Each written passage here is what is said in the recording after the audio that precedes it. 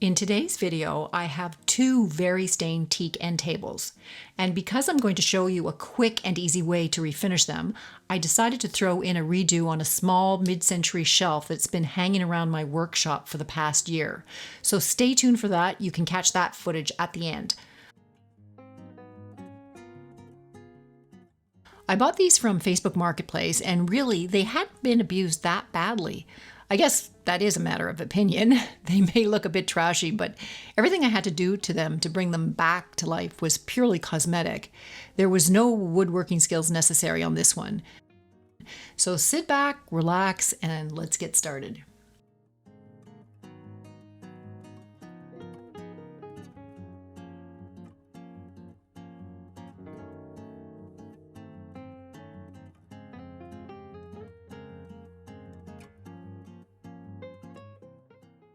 One of the first things I noticed was the bottom part of the end tables were made of solid teak, and they were in pretty good shape. The finish was intact, and there were only a few scuff marks around the bottom of the legs. The tops of the tables were edged in solid teak, but the inside was teak veneer, as you can see in this photo.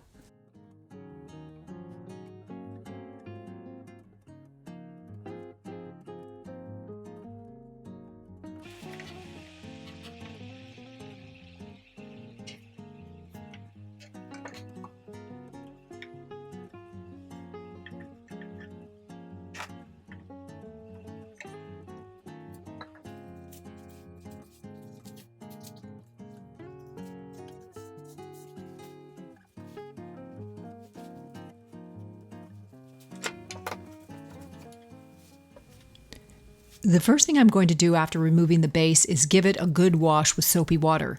I use a combination of a rag and just a general household scouring pad to remove the scuff marks, the leftover food, and any beverage stains, and just general dirt. I use the exact same cleaning method for the tabletops.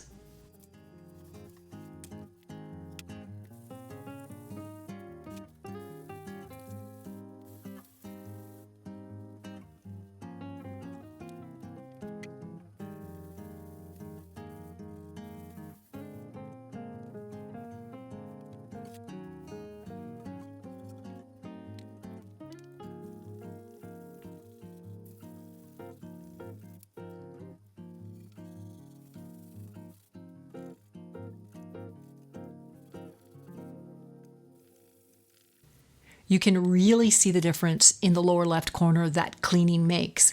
Cleaning a really dirty piece also helps save your sandpaper later on. It doesn't gum it up or with dirt or chemicals.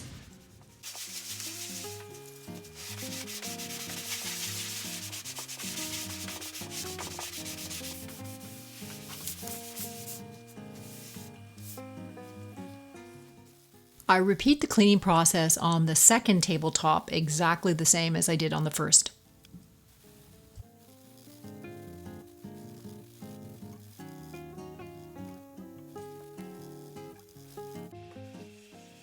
After cleaning the tabletops, I go over everything once again with 4-0 steel wool dipped in some denatured alcohol.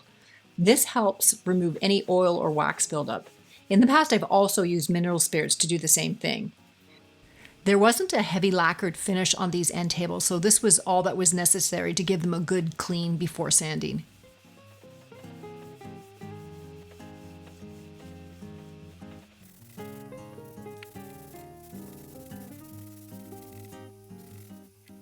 After the final cleaning is done, I let it dry and start sanding. Because the top surface is veneer, I use a combination of hand sanding with 150 grit and using my surf prep very cautiously. I don't want to sand through the veneer and expose the substrate. The sides are solid teak, so I use 120 grit because it's a bit more aggressive at removing the finish before moving up to 150 grit. I also attach my foam pad to the sander, so sanding the curves is a bit easier. But you can sand curves like this without any attachment as long as you keep the sander moving and overlap.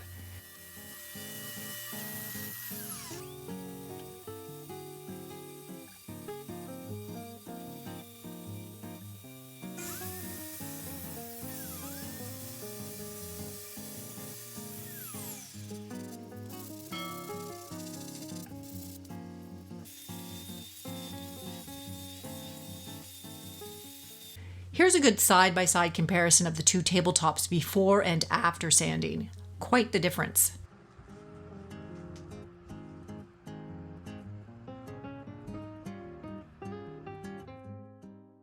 I'm using a chip brush to apply oxalic acid to the surface of the table. I'm hoping to lift any residual stains that the sanding didn't fully remove.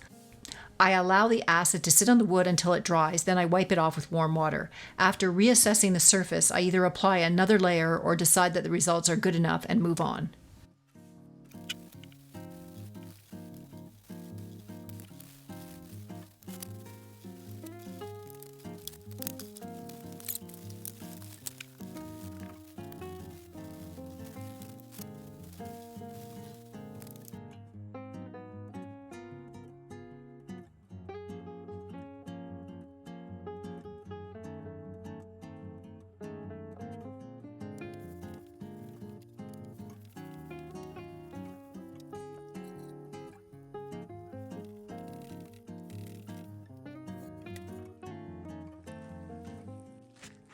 After looking at the newly wiped down top, I'm not thrilled with the light orangey look to the wood. The bottom of the table is much darker. Here's a good look at it.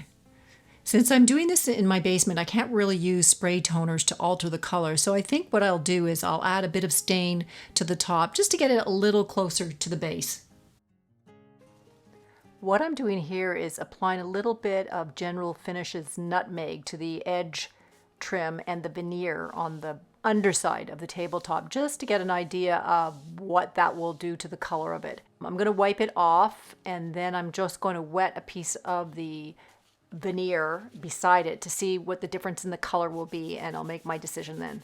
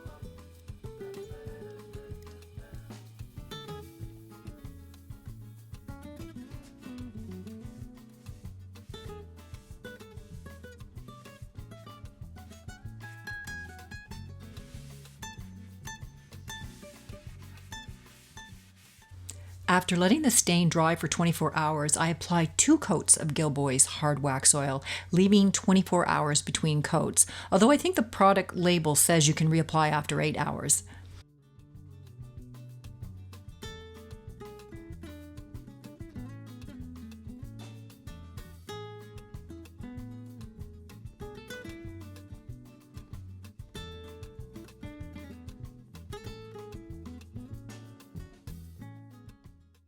The last step is applying Gilboy's wax, which I apply with 4-0 steel wool.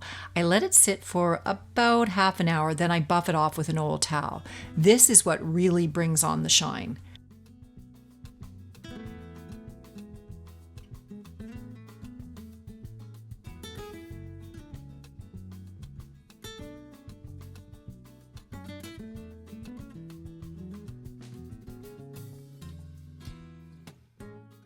I apply the hard wax oil and the wax to the base of the end tables as well. I didn't film it though because I thought it was a bit redundant. Stay tuned to the end of the video and you'll see what the full reveal of these 2 end tables are. I am going to switch gears now and start working on the next piece.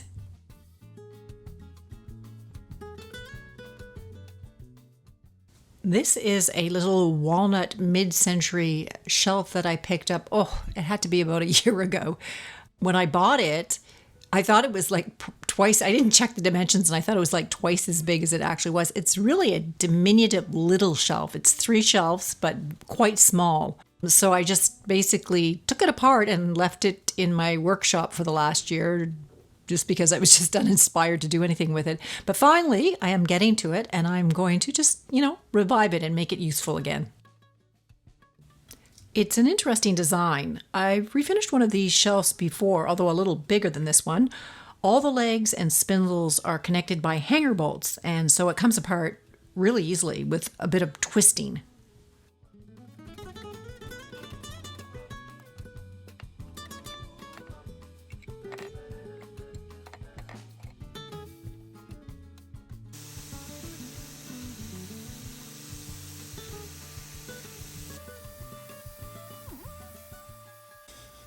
Here is a good example of working smarter, not harder. I started off using my surf prep with 150 grit, and I noticed that the finish was just taking forever to come off. I didn't have any 120 grit in the surf prep size sandpaper, so I slapped on my regular orbital sandpaper, which I did have in 120 grit. I continued to sand, and although it was working better, it was still not great. I finally realized that if I used my Makita orbital sander, it would take the finish off quicker. It's a much heavier machine and it covers more surface, so I switched to that. I should have done that at the very beginning.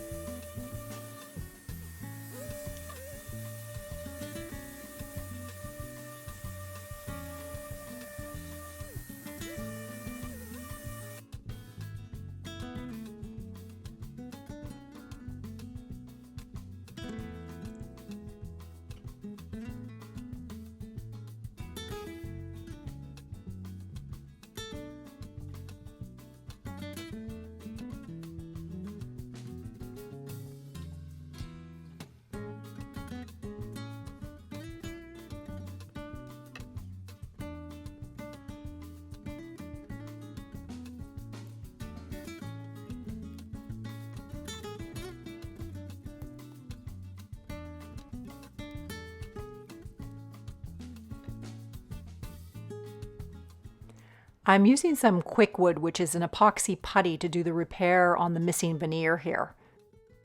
I just keep applying more and more to it until I get the surface of it a little proud, so I'll be able to sand it off later.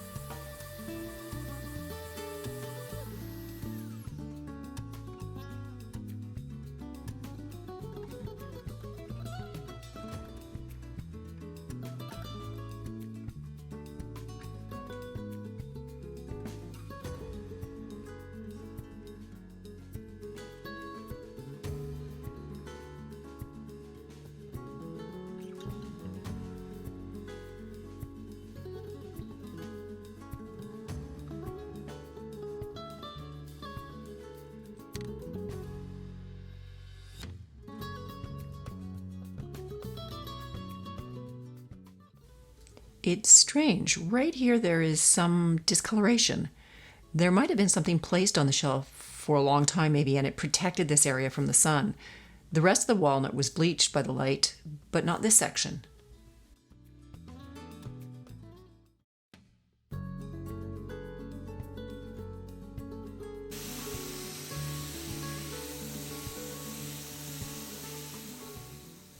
I'm sanding with 150 grit, and I'm being very careful to keep the sander from going over the edge and rounding off the edge and potentially burning through the veneer. I almost always end up hand sanding edges to finish off the sanding process. It's just safer.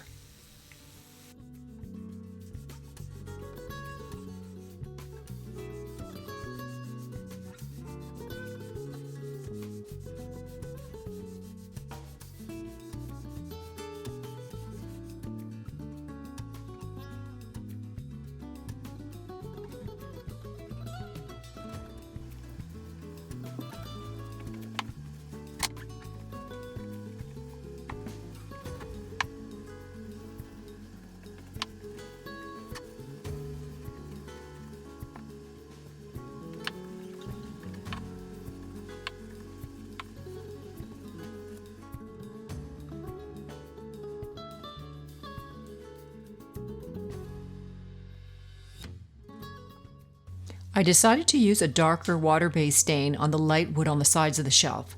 This particular stain is in a dark walnut color, and it penetrates the wood and leaves behind a nice rich brown color. Using the gel stain in nutmeg would have made the sides just too light in color in my opinion.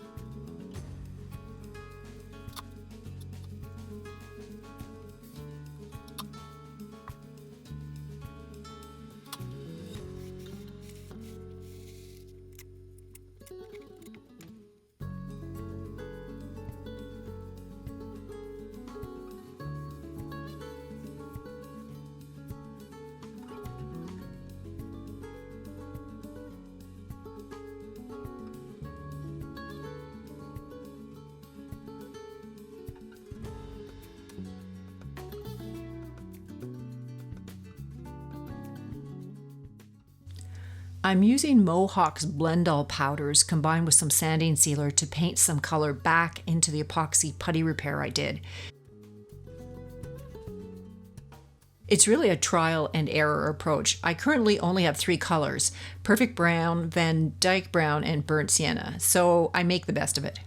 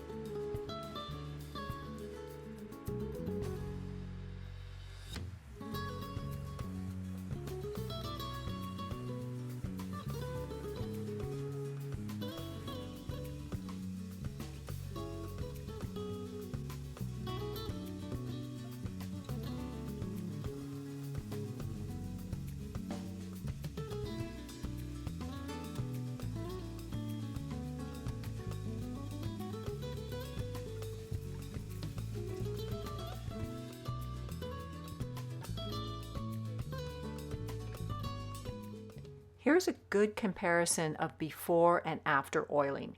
It really brings out the warmth in the wood.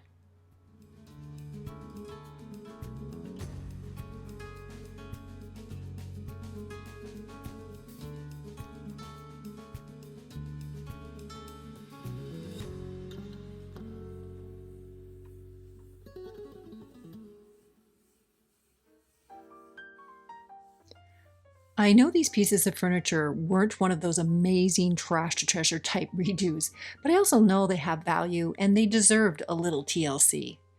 Enjoy their updated look, and I will see you next time. Bye.